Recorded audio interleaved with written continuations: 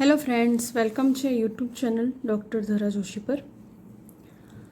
મેં લાસ્ટ વિડીયોમાં પાઠ આયોજનનું ટોટલ ટોપિક વિશે આપણે ચર્ચા કરી હતી, જેમાં પાઠ આયોજનના લક્ષણો, એના સોપાનો બધા જ વિશે આપણે ડિટેલમાં ચર્ચા જોઈ ગયા છે. આજે આપણે એકમ પાઠ આયોજન, એના મૂળભૂત તત્વો, લાક્ષણિકતાઓ અને મહત્ત્વ એના વિશે ચર્ચા કરીશું અને એનો નમૂનો પણ જોઈશું. તો પાઠ આયોજન અને એકમ પાઠ આયોજન એ બંને એકબીજાથી અલગ છે થોડા. એનું જે આયોજન છે એમાં ભિન્નતા જોવા મળે છે. તો અભ્યાસક્રમની મૂળભૂત સામગ્રી એકમ ગણાય. પાઠ આયોજન છે માત્ર 35થી 40 મિનિટનું આયોજન હોય છે કે જેની અંદર એ લિમિટ પૂરતો જ આપણે એક ટૉપિક ભણાવવાનો હોય છે, એનું જ આયોજન કરવાનું હોય છે. તો એના લીધે શું થાય છે કે આયોજનના વિભાગો જે નાના નાના ટુકડામાં વહેંચાઈ જાય છે. એક્ઝામ્પલ તરીકે કોઈ ચેપ્ટર હોય તો એક ચેપ્ટર તો આપણે 35થી 40 મિનિટમાં ચલાવી શકીએ નહીં. તો એ ચેપ્ટર અલગ અલગ આયોજનમાં વહેંચાઈ જાય છે, એના ટુકડા નાના નાના વહેંચાઈ જાય છે. પરિણામે જે છૂટાછવાયેલ પાઠોનું આયોજન થાય તેના કરતાં સમગ્ર એકમને ધ્યાનમાં રાખી એક સાથે 3 થી 5 કે 7 તાસનું આયોજન ભેગું વિચારમાં આવે તો તાર્કિક આયોજન થઈ શકે છે. કોઈ એક એકમ હોય ને એકી સાથે એને આપણે 3, 5 કે 7 તાસનું આયોજન ભેગું વિચારીએ અને એવું તાર્કિક આયોજન થાય એવું આપણે કરી શકીએ છીએ, એવું ગોઠવી શકીએ છીએ. તો આમ સમાન વિશિષ્ટતા ધરાવતી વિષય વસ્તુના મુદ્દાઓનું ચોક્કસ ક્રમમાં સંકલન કરી શીખવવાની સુગ્રથિત યોજના એટલે એકમ આયોજન. એટલે પાઠ આયોજનની જે મર્યાદાઓ છે એને ધ્યાનમાં રાખીને એકમ આયોજનનું નિર્માણ થયું છે. એટલે એક આખો એકમ હોય એને આપણે એના 3, 5 કે 7 તાસનું આયોજન ભેગું કરીને તાર્કિક આયોજન કરીએ તો એક આખું એકમ આયોજન કરી શકીએ છીએ. એકમ આયોજનમાં વિષય વસ્તુ સુગ્રથિત હોય છે, તેની ક્રમિકતા અગાઉથી નક્કી થયેલી હોય છે, તેની શરૂઆત માટે શૈક્ષણિક સાધનો, પદ્ધતિની પ્રયુક્તિઓ અને મૂલ્યાંકન યોજના અગાઉથી વિચારેલી હોય છે. આમ શિક્ષણનો કોઈ એક વિશિષ્ટ અર્થપૂર્ણ ક્ષેત્ર પર આધારિત આયોજન એટલે એકમ આયોજન. એની વ્યાખ્યા પણ કહી શકાય કે શિક્ષણનો કોઈ એક વિશિષ્ટ અર્થપૂર્ણ ક્ષેત્ર પર આધારિત આયોજન એટલે એકમ આયોજન. ઇંગ્લિશમાં વ્યાખ્યા લખવી હોય એની તો આ unit is a plan of instruction based on a significant area of learning. એકમ આયોજન લાક્ષણિકતાઓ આપણે જોઈએ તો હેતુઓ સ્પષ્ટ સમજાવવામાં આવ્યા હોય, જે વાસ્તવિક, ચેતનવંત, અર્થપૂર્ણ અને વિદ્યાર્થીને ઉપયોગી હોય. વ્યક્તિગત તફાવતોને ધ્યાનમાં રાખી પ્રવૃત્તિઓ દર્શાવવામાં આવેલી હોય. શૈક્ષણિક અનુભવો વચ્ચે તાર્કિક સંબંધ હોય અને સાતત્ય જળવાતું હોય. જ્ઞાનના વિભાગો વચ્ચે એકસૂત્રતા, સળંગસૂત્રતા જળવાતા હોય. યોગ્ય અને પૂરતા સાધનોનો નિર્દેશ કરવામાં આવ્યો હોય. સ્વાધ્યાય, દૃઢીકરણ, પુનરાવર્તન માટેની વિવિધ પ્રવૃત્તિઓનો વિવેકપૂર્ણ ઉપયોગ થયો હોય. આ સિવાય મૂલ્યાંકનની યુક્તિ, પ્રયુક્તિ, નિદાનાત્મક, ઉપચારાત્મક કાર્યને પોષક હોય. શિક્ષક વિદ્યાર્થીઓ બંને વસ્તુ વિકાસની પ્રક્રિયામાં સરખો અને યોગ્ય રીતે તાલ મિલાવતા હોય. શૈક્ષણિક ફલિતાર્થ મેળવવામાં માનસશાસ્ત્રને ધ્યાનમાં રાખવામાં આવેલ હોય. વર્ગ શિક્ષણને વાસ્તવિક પરિસ્થિતિમાં લાવી શકે તેવું આયોજન હોય અને વિકાસાત્મક આયોજન વિદ્યાર્થીની ઊંચી કક્ષાની સિદ્ધિ તરફ દોરી જતું હોય. તો એકમ આયોજનની લાક્ષણિકતાઓ આ પ્રશ્ન 4 માર્કમાં પૂછાઈ શકે છે. આની જોડે એવું પણ પૂછે કે એકમ આયોજન લાક્ષણિકતાઓ જણાવી એકમ આયોજનના ફાયદા જણાવો. આ જે બંને ટોપિક છે એ 4 માર્કની અંદર પૂછાઈ શકે છે. હું એક આખો સળંગ ટોપિક ચલાવું છું જેની અંદર બધી જ માહિતી છે એ આવી જાય છે, પણ એમાંથી 5 માર્કના, 4 માર્કના કે 2 માર્કના પ્રશ્નો પૂછાઈ શકે છે.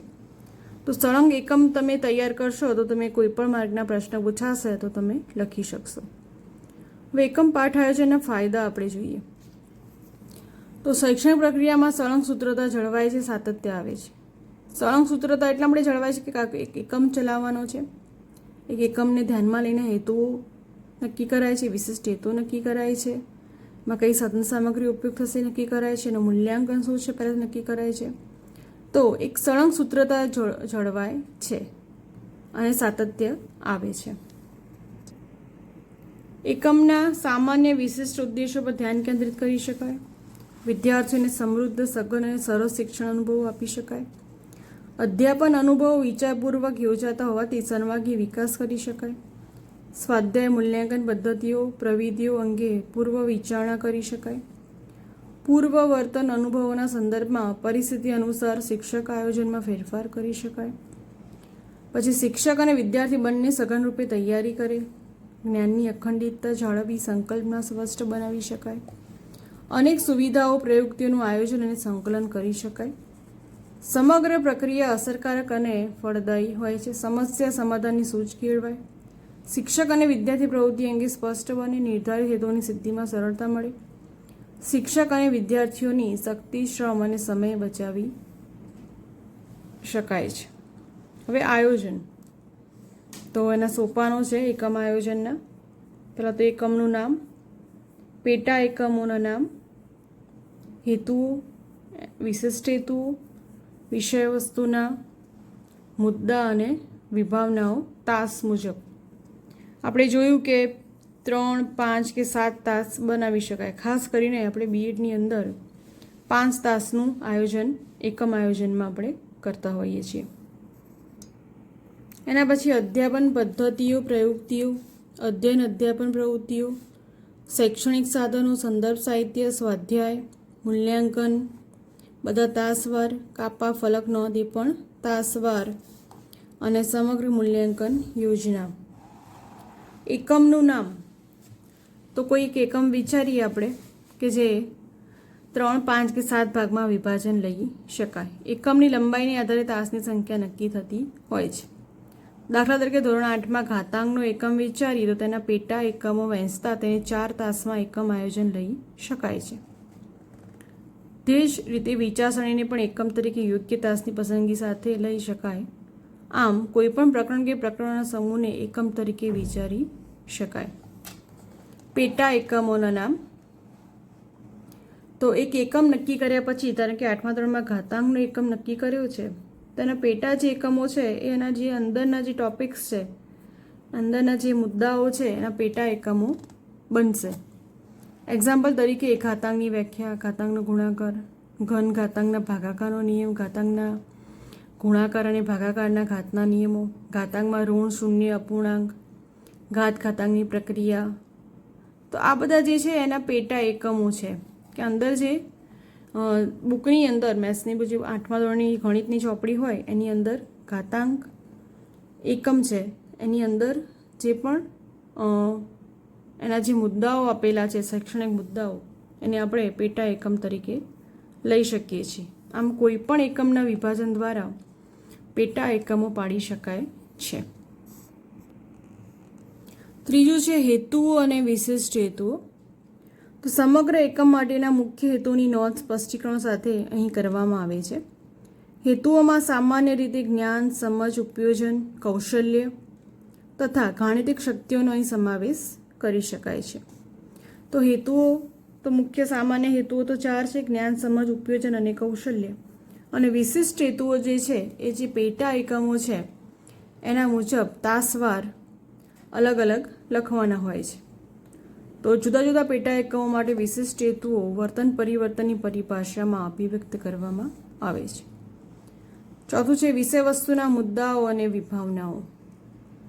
તો જે પેટા એકમ છે નાના નાના મુદ્દાઓમાં રચાયેલા હોય છે, એના આધારે આપણે વિષય વસ્તુના મુદ્દા પણ પાડીએ છીએ. આ એકમમાં આવતી મૂળભૂત વિભાવનાઓ, સંકલ્પનાઓનો પણ વિભાગમાં ઉલ્લેખ કરવાનો હોય છે. વિષય વસ્તુના મુદ્દાઓ તાસ પ્રમાણે વિભાજિત કરી શકાય છે અને એકમ આયોજનમાં દર્શાવવાના હોય છે. દરેક તાસમાં શીખવવાના મુદ્દા અને વિશિષ્ટ હેતુઓને આધારે પદ્ધતિ પ્રયુક્તિની પસંદગી અલગ અલગ રીતે વિચારી શકાય છે. જે પણ મુદ્દાઓ હોય તો એમાં કઈ પદ્ધતિનો ઉપયોગ કરવાનો છે, ઘણી વખત નિદર્શન પદ્ધતિ ઉપયોગ કરવો, તો કઈ પદ્ધતિ અથવા પ્રયુક્તિનો ઉપયોગ થશે એ પેટા એકમોને આધારે આપણે વિષય વસ્તુના મુદ્દા છે એના આધારે વિચારી શકીએ છીએ. અધ્યાપન પદ્ધતિઓ અને પ્રયુક્તિઓ, તો એ પણ જે પેટા એકમો જે છે, જે વિષય વસ્તુના મુદ્દા છે એને ધ્યાનમાં રાખીને જે અલગ અલગ પદ્ધતિઓ દર્શાવી શકાય છે. તેમાં સમગ્ર એકમ દરમિયાન જુદી જુદી શૈક્ષણિક પ્રયુક્તિઓ કઈ કઈ ઉપયોગમાં લેવાની છે તે પણ અગાઉથી વિચારી અહીં દર્શાવવી જોઈએ. એ આયોજનમાં પહેલેથી જ એ વિચારી લેવી જોઈએ અને દર્શાવવી પણ જોઈએ. અધ્યયન અધ્યાપન પ્રવૃત્તિઓ, તો અહીં સમગ્ર એકમ દરમિયાન શિક્ષક અને વિદ્યાર્થીઓ કઈ કઈ પ્રવૃત્તિઓ કરશે અને કઈ રીતે વિદ્યાર્થીઓ કયા કયા અધ્યયન અનુભવ મેળવશે તેની નોંધ આ વિભાગમાં કરવામાં આવે છે. આ વિભાગમાં પ્રત્યેક પેટા મુદ્દા માટે તાસ મુજબ શિક્ષકની પ્રવૃત્તિઓ અને વિદ્યાર્થીઓની પ્રવૃત્તિઓ અલગ અલગ નોંધવામાં આવે છે અને વિશિષ્ટ હેતુને સિદ્ધ કરવા માટે જુદી જુદી કઈ પ્રવૃત્તિઓ છે એનો પણ સ્પષ્ટ ખ્યાલ આવી શકે છે. શૈક્ષણિક સાધનો, તો જે વિષય વસ્તુના મુદ્દા છે એને ધ્યાનમાં રાખીને શૈક્ષણિક સાધનોનું નિર્માણ કરવામાં આવે છે. સ્વનિર્મિત સાધનો પણ બનાવી શકાય છે. એની યાદી નક્કી કરવી જોઈએ કે કયા વિષય વસ્તુના મુદ્દામાં અથવા કયા તાસમાં કયો શૈક્ષણિક સાધન વપરાશે, એ પણ યાદી નક્કી કરવી જોઈએ જેથી વિદ્યાર્થીઓને અપેક્ષિત અધ્યયન અનુભવો પૂરા પાડી શકાય. સંદર્ભ સાહિત્ય, તો જ્યારે શીખવવાના પાઠ્યપુસ્તક સિવાય કોઈ સંદર્ભનો ઉપયોગ કરવો હોય તો એની જાણ પણ પહેલેથી આ નોંધમાં કરવામાં આવતી હોય છે કે જેથી સંદર્ભ સાહિત્યની મદદથી પાઠ્યપુસ્તકની જે પૂર્ણતા જે છે એ પૂર્ણ કરી શકાય છે, કે જે અધૂરપ રહી જાય પાઠ્યપુસ્તકની એ સંદર્ભ સાહિત્ય દ્વારા આપણે પૂર્ણ કરી શકીએ છીએ અને વિદ્યાર્થીને વિસ્તારપૂર્વક આપણે જ્ઞાન આપી શકીએ છીએ. સ્વાધ્યાય, તો દરેક તાસને અંતે સ્વાધ્યાય આપવામાં આવે છે જે લેખિત કે મૌખિક એમ કોઈ પણ સ્વરૂપના હોઈ શકે. સ્વાધ્યાય જરૂર જણાય તે પૂરક પ્રવૃત્તિઓ પણ આપી શકાય. સ્વાધ્યાય તાસ પ્રમાણે જુદા જુદા પેટા એકમના મુદ્દાઓ મુજબ અલગ અલગ નોંધી શકાય છે. પરંતુ શિક્ષણમાં જેમ જેમ તાસનું શિક્ષણ થતું રહે તેમ તેમ સ્વાધ્યાય કામ આપી બાળકોને તે મુદ્દા પૂરતા જાગૃત રાખી શકાય છે. મૂલ્યાંકન, તો શિક્ષક કઈ રીતે મૂલ્યાંકન કરશે તો તેની નોંધ અહીં કરવામાં આવતી હોય છે.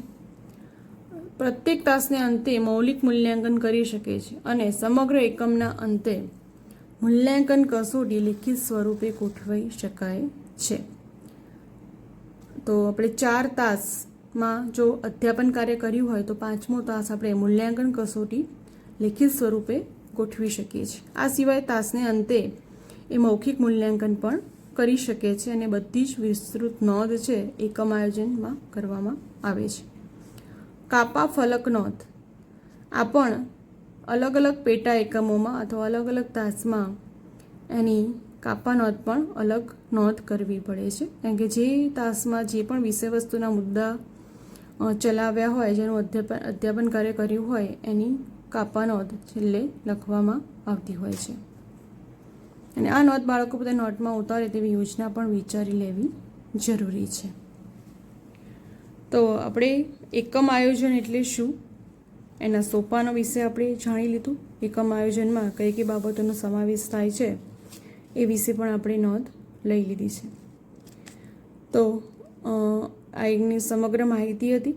એનો જે એક નમૂનો જે છે એ આપણે નેક્સ્ટ વિડીયોમાં જોઈશું, કારણ કે બધું સમાવવા જવું છું તો વિડીયો બહુ લોંગ બની જાય છે અને તાલીમાર્થીઓ માટે ખૂબ જ ઘણી વખતે કંટાળાજનક હોય છે.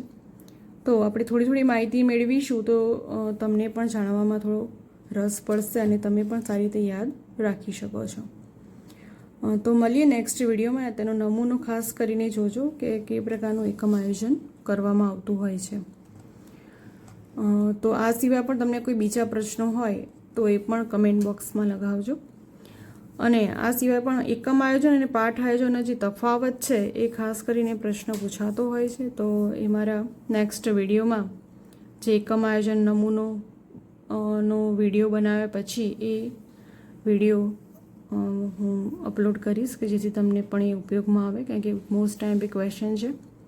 આ સિવાય મેં બીજા વિડીયો પણ હું અપલોડ કરવાની છું, જેવા કે ગણિત અને વિજ્ઞાન બંનેમાં જે પ્રશ્નો પૂછાશે 25 માર્કની અંદર, એ આખી પ્રશ્નોની યાદી તૈયાર કરી છે, તો એ પણ હું અપલોડ કરવાની છું. તો તમે ચેનલ જો સબસ્ક્રાઈબ ના કરી હોય તો સબસ્ક્રાઈબ કરી દેજો, કારણ કે back to back video upload કરવાની જ છું કે જે તમને પરીક્ષામાં કામમાં આવે. HSની પરીક્ષા તો ખૂબ જ નજીક છે, 2 ઓગસ્ટ. તો 25 માર્કમાં આ પદ્ધતિશાસ્ત્ર પૂછાવાનું છે, તો આ એક સારી માર્ક્સ જે તમે ખેંચી શકો છો તમારા મેરિટ માટે. તો જે 25 માર્કનું જે પદ્ધતિશાસ્ત્ર છે એ ખૂબ સારી રીતે તૈયારી કરો કે જેથી એ માર્કમાંથી તમને એક પણ માર્ક જવા જોઈએ નહીં. ઓકે, તો મળીએ નેક્સ્ટ વિડીયોમાં. ત્યાં સુધી જય હિન્દ, વંદે માતરમ.